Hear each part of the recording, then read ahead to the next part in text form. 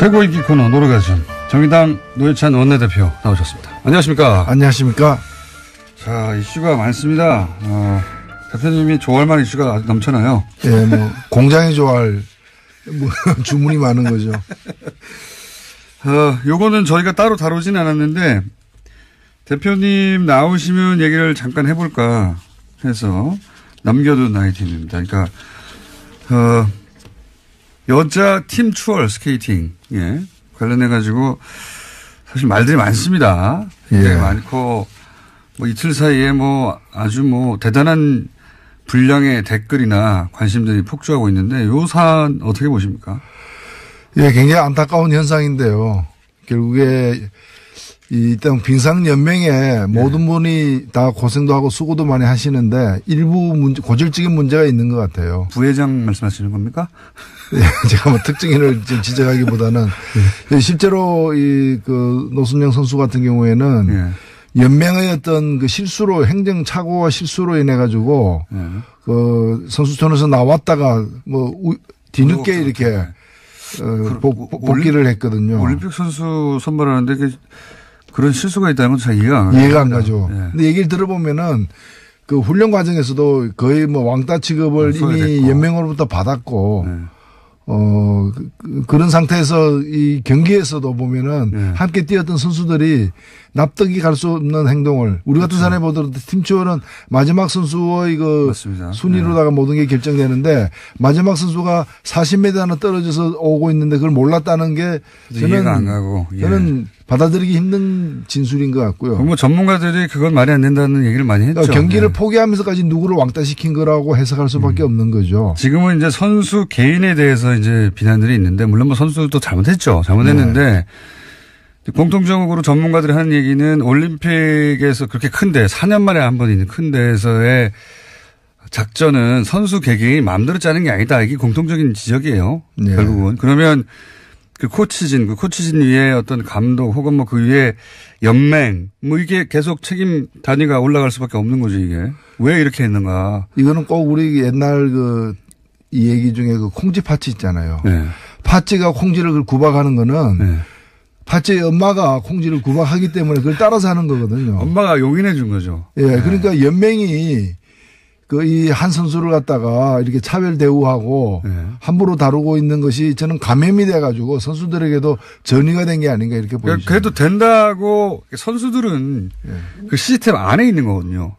선수 개인이 그 팀이 어떻게 움직일지 혹은 뭐 감독 혹은 뭐 연맹이 어떻게 볼지를 무시하고 할 수가 없잖아요. 경기가 끝난 뒤에 혼자서 이 노순영 선수가 울고 있는데 그게 팥쥐도 가지 않고 새엄마도 가지 않고 외국인 옆집에 있는 외국인 코치가 와서 이렇게 격려하고 달래주는 그 장면이 많은 걸 시사하고 있다고 봅니다.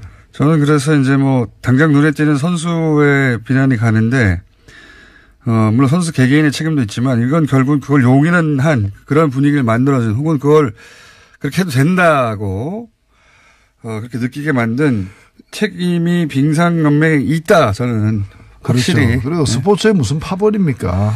그리고 이런 어떤 차별입니까? 전명규 부회장 이름이 계속 거론됩니다. 하필이면 또 삼성 둘째 사위예요.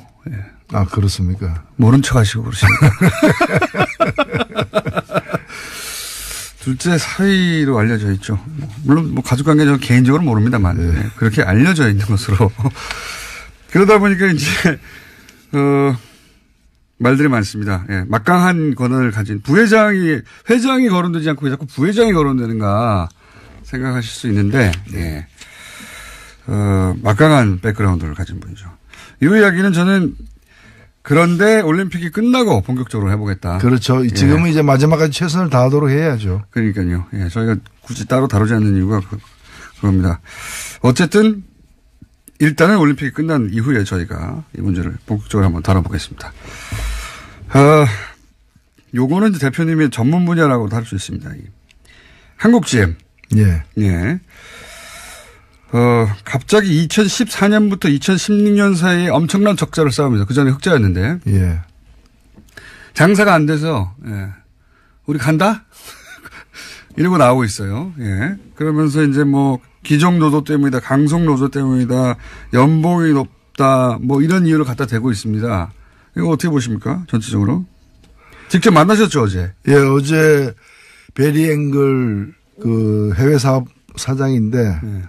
만나고 저는 정말 베리앵글이 했습니다. 아, 그렇네요. 베리앵글. 예. 어떻게 이름을 또 그렇게 지어서 찾아왔는지. 이분은 뭐 1월 1일자로 부임한 사람인데 이제 문제를 이제 이 수습하고 해결하는 해결사로 이제 온 거예요. 온 건데 사실은 이 주연 문제는 뭐 귀족 노조, 강성 노조 이 얘기는 말도 안 되는 얘기입니다. 말도 안 되는 핑계죠, 사실은. 예. 정확히 얘기하면 귀족 경영진. 경영진. 예. 강성 경영진 때문에 생긴 문제예요. 경영진들이 또 이 커다란 적자를 만드는데 크게 기여했다면서요. 그게 여기 한국에 한 200명 정도 와가지고 서울 한남동에 공장은 저 부평에 있는데 인천 부평에 있는데 서울 한남동에 고급 주택에 살면서 5억 내지 10억씩 연봉을 챙겨가면서 그러고 있는 거죠. 그뿐만이 아니라 거주 지원비도 뭐 월세가 2천만 원, 3천만 원짜리 살았다. 전쟁 위험 수당까지 받고 있다는 거 아니에요. 무슨 뭐 DMZ 안에 들어가서 일하고 있는 것도 아닌데. 여기서 까먹은 돈이 엄청나다, 일단. 예, 그 다음에 두 번째로는 그 GM 본사가 한국 이 GM에게 투자를 한 게 아니라 대출을 했어요. 이게 뭐 27억 달러. 우리 돈으로 약 3조가 넘는 어떤 돈인데 이걸 고금리로 해가지고 또 이자를 갖다 받아갖고 최근에도 이 경영난에 시달리고 자본 잠식 상태인데도 올해 요 얼마 안 되는 기간 동안에도 4천억을 갖다가 또 가져갔어요. 그래서 이게 지금 한국 정부에서 문제가 돼가지고 이 한국 GM의 2대 주주는 산업은행입니다. 17%를 현재는 갖고 있는데요. 산업은행에서 작년 말에 이 고금리 문제에 대해서 문제를 제기를 했어요. 잠깐만요. 제가 깜빡 착각했습니다. 이 전명규 부회장이 삼성이 아니라 김재열 회장이 삼성 사위네요. 헷갈렸습니다. 전명규 씨는 그 체육인이죠. 그렇습니다. 이번에 뭐 또 여러 가지 두 분이 엮여서 계속 청문회 때 많이 나왔는데 뭐 특정 학교 출신을 비호한다거나 뭐 이런 문제 제기를 많이 받고 있는 분들이죠. 회장이 삼성사회고 부회장은 삼성사회가 아니었네요. 두 분을 헷갈렸습니다. 정정합니다. 어쨌든 삼성이 빙산연맹과 관련은 있습니다. 자, 계속 말씀하시자면 그래서 어제 와서 뭐라고 그랬습니까? 어제 와서는 이제 일단은 오기 전에 상황이 뭔가면 군산공장 폐쇄라는 일방적인 그렇죠. 폭탄선을 한 거 아닙니까? 그것도 2월 말까지 결정하라고 우리 가니까. 대책을. 그래서 어제 국회에 온 것은 이제 일종의 그 외교를 하러 온 거예요. 외교를 하러 온 건데 한국 정부의 어떤 지원이 필요하다라는 걸 갖다가 돈 좀 줘 이거 아닙니까? 그 지원을 해주면 우리가 남아서 부평 창원 공장은 살려보겠다. 이제 이런 식인데 사실은 이 지금 실갱이가 작년 말부터 시작이 되었고요. 그 1월 초부터는 여러 차례 저쪽에서 안을 지금 내고 있습니다. 그 안은 뭔가면은 한국에 지금 뭐 고리대금업 하듯이 본사가 자기 이 지사에게 돈을 투자를 안 하고 빌려줘서 막 뜯어가는 5천억 뜯어갔다면서요. 그 다방면으로 뜯어가고 있는데 그걸 갖다 출자 전환을 하겠다. 출자 전환을 하겠다. 27억 달러를 출자 전환하겠다. 그러면은 현재 산업은행이 17%의 지분을 갖고 있는데 산업은행이 지분율이 떨어지잖아요. 그렇죠.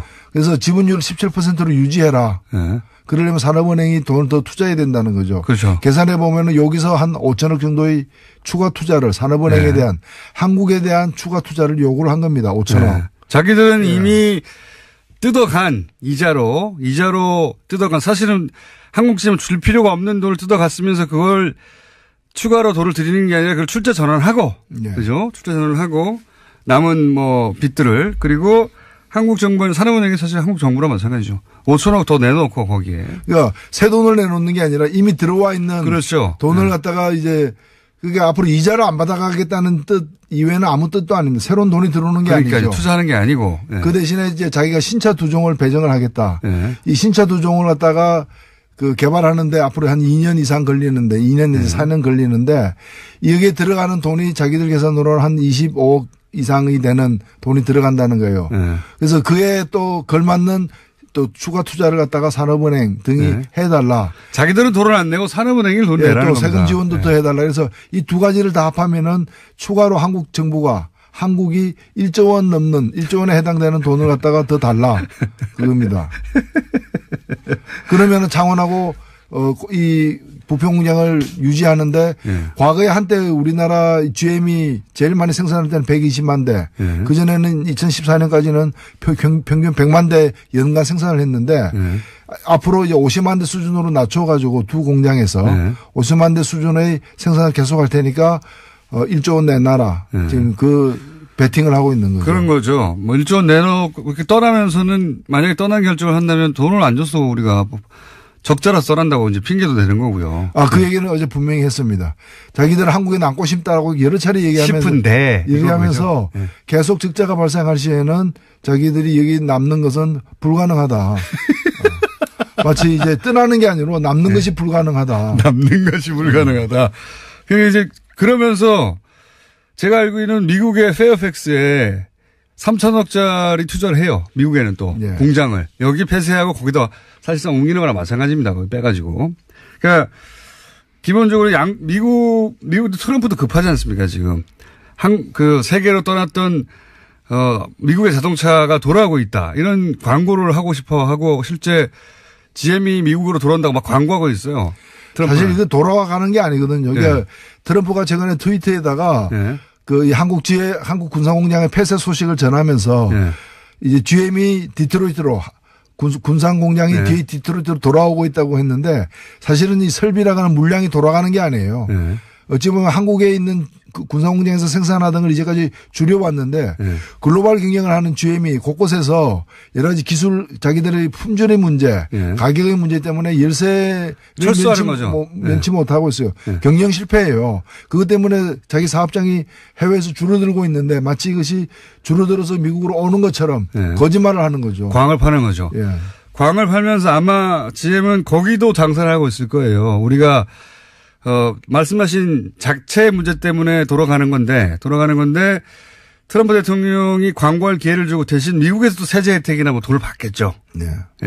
왜냐하면 트럼프 대통령도 지방선거가 급하니까 중간선거가 한국에는 또 동시에 이렇게 돈 안 주면 떠난다 협박하는 거고. 그렇습니다. 정확한 얘기입니다. 돈 줘도 떠날 것 같아요. 저는 한 2년 있다가 한 1, 2년 있다가 호주에서도 그렇게 해가지고 지원했는데 나중에 떠나버렸잖아요.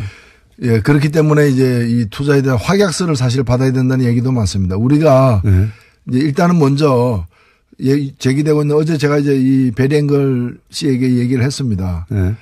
당신들이 국회에 찾아온 거는 환영하는데 군산 공장 폐쇄하기 전에 찾아왔어야 됐다. 그렇죠. 그래가지고 자기들이 어려움이 있다면 이런 어려움이 있는데 같이 해결하자라고 얘기를 했었어야 됐다. 너무 늦었다. 또 두 번째는 뭔가 하면은 당신들이 여러 의혹이 있다. 어제 그 사람들이 와가지고 노조가 어떻고 이런 얘기 한마디도 안 했어요. 안 통하니까. 안 통하는 거죠. 아니 그 20년 근무해가지고 300만 원 받고 있는데 노조 얘기를 뭐 하랍니까? 아니 자기 임원들 집값만 월세가 3천만 원이었다는데요. 그러니까요. 그래서 여기 어제 그 와가지고 와온 사람들에게 제가 이거 공동조사단을 만들자. 14단을. 그래서 지금 제기되고 있는 의혹이 뭔가 하면은 GM 본사 내지 다른 해외 공장에서 만든 부품을 우리나라에 보내가지고 완성차 만드는 부분도 있어요. 이때 부품을 갖다 값을 엄청 올려가지고. 그렇죠. 한국 사업장에서 돈을 더 많이 지불하도록 만드는 거. 한국 GM이 손해를 보게 만들고 있죠, 계속. 그 다음에 연구개발했다고 기술을 갖다 갖고 오면서 그렇죠. 연구개발하는데 든 돈을 부풀려가지고 뜯어내는. 미국에서 개발하고 있는데 개발비는 우리나라에 된다든가. 그런 그렇죠. 것도 있고요. 그것도 부풀려가지고. 그 다음에 이제 고금리 대출. 완전 말이 안 되는 거죠, 진짜 이거. 아니, 형제간에 돈 빌려줘 놓고 거기다가 일반인보다 더 많은 이자를 뜯어내는 그런 식인 거죠. 동생이 은행에서 좋은 조건으로 대출받고 있는데 형이 돈을 빌려주고 고금리로 땡겨가는 거예요. 그러니까 아버지가 아들 대학교 등록금을 내면서 그럼 본인이 아버지가 낼 수 있는 거잖아요. 근데 그렇게 안 하고 빌려주는 형식을 취해야 돼. 그다음에 이걸 고금리로 해가지고 은행보다 더 훨씬 비싸게. 더 비싸게 하는. 그래서 악덕 아버지인 거죠. 악덕 아버지. 그래서 이 아들이 내지 않아도 될 돈을 마구 뜯어가면서 아들을 빚 때문에 얹힌 겁니다. 지금 현재. 그래서 제가 이걸 그래서 적자라고. 이 조사를 하는데 노조라거나 다른 주주들, 네. 투자자들도 포함해서 산업은행과 함께 네. 그 한국GM 경영진과 함께 심사를 하자라고 이제 제안을 했어요. 그랬더니 답변이 뭔가 하면은 산업은행하고 자기들이 이 제3자 기관에다가 맡겨서 실사하겠다는 거예요. 그러면서 그 실사할 때 뭐를 실사할 것인지를 산업은행하고 협상하겠다는 거예요. 산업은행도. 산업은행이 자세를 똑바로 갖춰야 돼요. 과거에 론스타나 이렇게 먹튀들 사건들 보면 그쪽 이제 외국 자본만의 문제가 아니라 그 외국 자본이 요구하는 것을 받아주고 거기 보조를 맞춰주고 이익을 공유하거나 하는 소위 검은머리 외국인들이 있었거든요. 그러니까 이런 그 외국 자본들이 우리나라 시스템을 마음대로 할 수 없으니까 그 한국 시스템 내에서 그들을 도와주는 사람들이 꼭 있었어요. 잘 드러나지 않는. 그걸 믿고 있는 게 아닌가 싶기도 한데요. 산업은행은 사실 공적 자금입니다. 그 다루고 있는 돈이. 세금이죠, 세금. 예, 그래서 자기들이 그냥 사기업이 아닌 거죠. 국채은행인데요. 예. 예. 그래서 산업은행이 처음에 GM에 대한 한국 GM에 대한 지분이 28%였어요. 예. 근데 지금은 이제 17%인데 예. 초기에 28%이 시절에는 산업은행의 동의 없이 제2대 주주의 동의 없이 어떠한 사업장도 폐쇄를 못하게 돼 있었어요. 그렇죠. 자산 매각도 안 되고. 예. 근데 지금은 그게 가능하게 돼 있는데 그렇더라도 2대 주주인데 예. 군산공장을 갖다가 문 닫겠다고 하는데 산업은행이 반대표 안 던졌다는 거죠.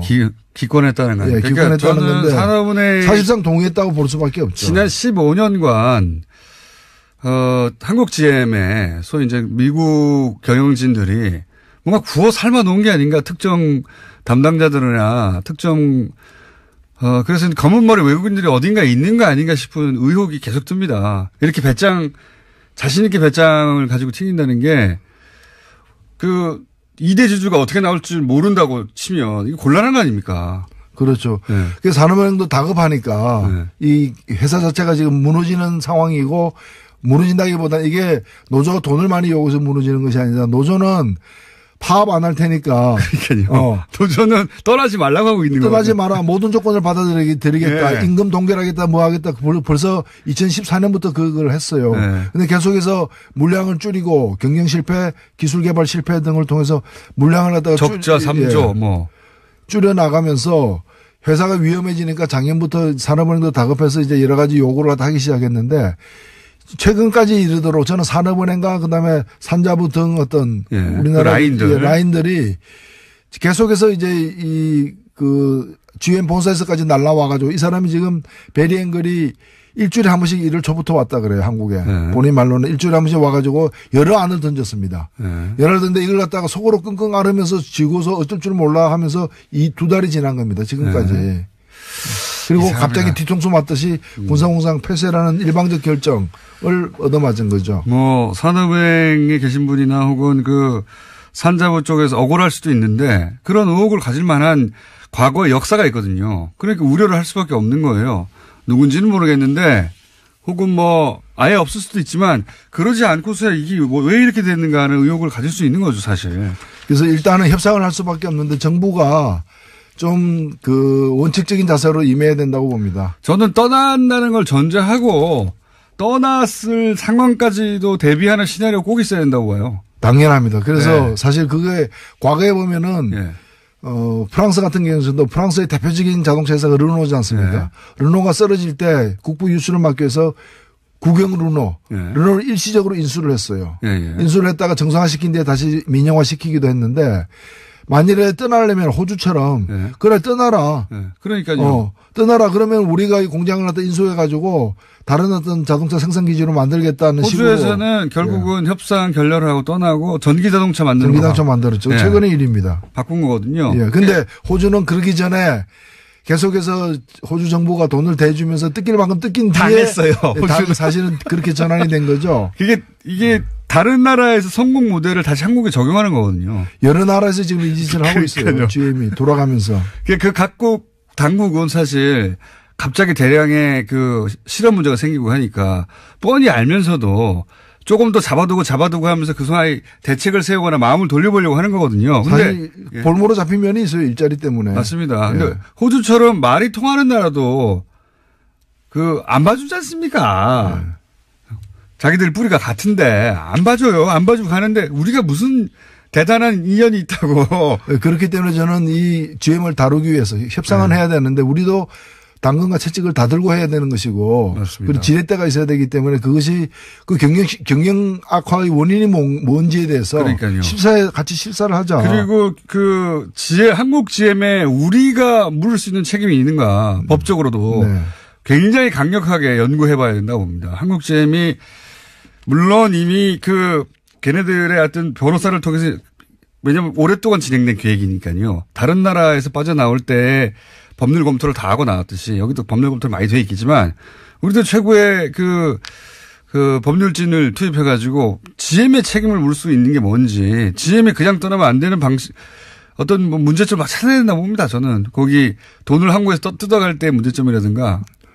그건 사실 굉장히 많습니다. 이제까지 국회에서도 그 네. 부분과 관련해 가지고 GM 한국 사장, 네. 가스M 사장을 갖다가 증인으로 작년 국감에서도 네. 채택하려고 했던 이유가 바로 그 문제예요. 네. 근데 그때 일부 언론들이 열심히 하는 기업들을 왜 국감에 불러 세우냐. 그 언론들을 조사해야 되고요, 다시. 이것도 오랫동안 우리나라에서 들어왔다가 빠져나가는 해외 자본들이 해왔던 패턴이 있고 그때마다 그런 해외 자본들을 도와준 국내 세력이 있는데 이번에 아주 제대로 밝혀내야 된다. 그렇죠. 이게 지금 사실 전형적인 먹튀에 해당됩니다. 전형적이죠. 네, 먹고 튀는데 그냥 튀지 않고 먹고 이제 튀어야 될 상황에 밥상 한 번 더 차려달라. 그렇죠. 마저 먹겠다. 예.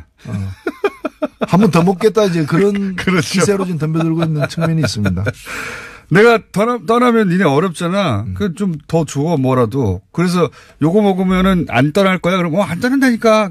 그래 놓고 좀 이따가 너무 어려워져서 이만 저는 갑니다. 그러고 확 가버리죠. 네, 호주에서 그랬으니까 이제 여기서도 할 수가 있죠. 그래서 우리 정부 사실 그게 모르는 게 아닐 텐데도 이게 이제 무슨 실업 대책이나 뭐 후발 이 대응 대책을 세우고 나서 뭘 협상을 해야 되는데 그런 시간을 안 주려고 2월 말까지 하라고 하는 거죠, 지금. 네. 네. 그래서 이제 정부가 여기 막 딸려가면서 그래 일단 돈 줄 테니까 가만히 있어. 남아줘. 이런 태도로는 이거 해결이 안 된다고. 돈 뜯기고 또 도망간다. 네. 그리고 2월 말까지면 기존에 자기들 빌려준 돈. 네. 빌려준 돈의 상당 부분을 또 갚아야 되는 만기이기도 합니다. 그러니까요. 예, 딱 맞춰가지고. 그러니까 이제 자기들도 차마 그렇게 하기에는 속보이니까. 속보이니까 이제 2월 말까지 같이 처리하자라고 이제 하는 거죠. 이 GM 건을 GM 편을 드는 만약에 언론이 있으면은 주시하십시오. 이건 말이 안 되는 거거든요. 이건 보수나 진보를 떠나서 완전 먹튀예요. 그리고 그렇죠. 우리나라가 최초가 아니라 그런 연구 사례가 너무 많이 있어요. 해외에서. 똑같은 패턴이에요. 여기서 GM을 편든다든가 눈여겨봐야 됩니다. 글로벌 호구가 되겠다는 거죠. 단순히 호구가 되겠다는 게 아니라 뭔가 이해관계가 연결돼 있다든가. 그렇지 않은 곳에 그럴 수 없는 거거든요. 여기 대해서 갑자기 이런 말도 합니다. 보수 진영에서는 거 봐라. 이게 이제 그동안 뭐 했냐. 이건 진짜 말이 안 된다고 보고. 그동안 뭐 했냐는 박근혜 전 대통령 시절에 대부분 일어나는 일들이에요. 이 적자가. 그 말은 말이 안 되는데, 이런 얘기 하지 않습니까? 이런 식의 뭐 GM 경우도 포함하여 미국 쪽에서 오늘 계속 통상 압박이 있지 않습니까? 네. 이게 이제 동맹, 예? 트럼프가 통상에서는 동맹 없다, 무역에서는 동맹 없다고 하는데 그 이유를 우리 보수에서는 우리가 미국하고 북한 문제 보조를 잘 못 맞춰가지고 지금 미국이 심통이 나서 그런다는 식으로 공격하거든요. 이 공격은 들어보셨어요? 그렇기 때문에 우리가 이거 정경을 분리해가지고 정치는 안보, 외교 안보는 외교 안보고 네. 그다음에 경제는 경제도로 풀겠다. 네. 그 얘기는 뭔가 하면 외교 안보상 동맹이지만 네. 경제에서는 우리를 동맹 취급 안 하고 있으니까. 그렇죠. 안 한다고 했으니까. 안 하고 있으니까 우리도 그러면은 같은 방식으로 대하겠다. 그렇죠. 그렇게 나오고 있는 건데. 그리고 잘하는 거예요. 네. 왜냐하면 일본 같은 경우에는 이번에 철강 문제만 하더라도 일본은 규제에서 뺐습니다. 네. 근데 왜 우리는 규제 대상이에요? 그럼 그 논리, 보수의 논리는 뭔가 하면 경제도 동맹이라는 건데 네. 그 논리라면은 일본은 미국의 동맹이지만 한국은 동맹이 아니라는 동맹 취급 못 받고 있는 거예요. 그러니까요. 화는 우리가 내야죠. 화는 우리가 내야 되는데 당연히 그래야 되는데 그게 당연한 건데 이제 미국이 하는 일은 무조건 옳다고 전제하고 시작하니까 혹은 받아들여야 된다고 전제하고 시작하니까. 그거야말로 모섬의식이죠. 모섬의식. 종주국이 하는데 하에 따라서 해야지 왜 고개를 빳빳이 쳐드느냐 이 얘기죠. 아니, 저 종주국에서 통상은 동맹 아니니까 일단 제대로 싸워보자고 이렇게 나오는데 아닙니다. 우리는 동맹입니다. 원하시는 대로 하십시오. 이거밖에 없잖아요. 그렇죠. 보수의 선택은. 그러니까 지금 정부가 잘못해가지고 승질이 나니까 동맹 아니라고 하는 거다. 이런 식으로 대응하는. 말도 안 되는 저는 홍준표 대표 뭐 하는지 모르겠어요. 이럴 때 미국 가야 되는 거예요. 이럴 때 야당답게 미국 가가지고 여당은 그 국가 간의 관계가 있기 때문에 함부로 못하는 얘기를 여기서 해야 되는 거예요. 당신들 동맹인데 왜 이러느냐. 그러니까요. 일본은 철강 봐주고 왜 우리는 철강에서 혹독한 과세를 하려고 그러느냐. 국고랑 동맹을 계속 지켜왔는데. 네. 네? 그 얘기를 해야지 그냥 가서 뭐 한핵 줍시오 이런 핵국을 할 게 아니라는 거죠. 한핵 줍시오. 저는 이 보수의 논리가 말도 안 된다고 생각하는데 이걸 은밀히 했으면 또 모르겠어요. 대놓고 말하잖아요. 동맹 아니라고 경제에서는. 통상은 동맹 아니라고 대통령 입으로 계속 말하는데 여러 나라에 대해서 우리나라를 포함해서. 그런데 우리가 동맹인데 어떻게 똑같이 상대할 수 있느냐 대응할 수 있느냐 이게 말이 됩니까? 이게 뭐 대한민국이 미국을 먹여 살리기 위해서 존재하는 것처럼 얘기를 해서는 안 되죠. 자, 마지막 이야기 하나만 해볼까요? 서울시장 선거 어떻게 될 것 같으십니까? 안철수 대표 출마할까요?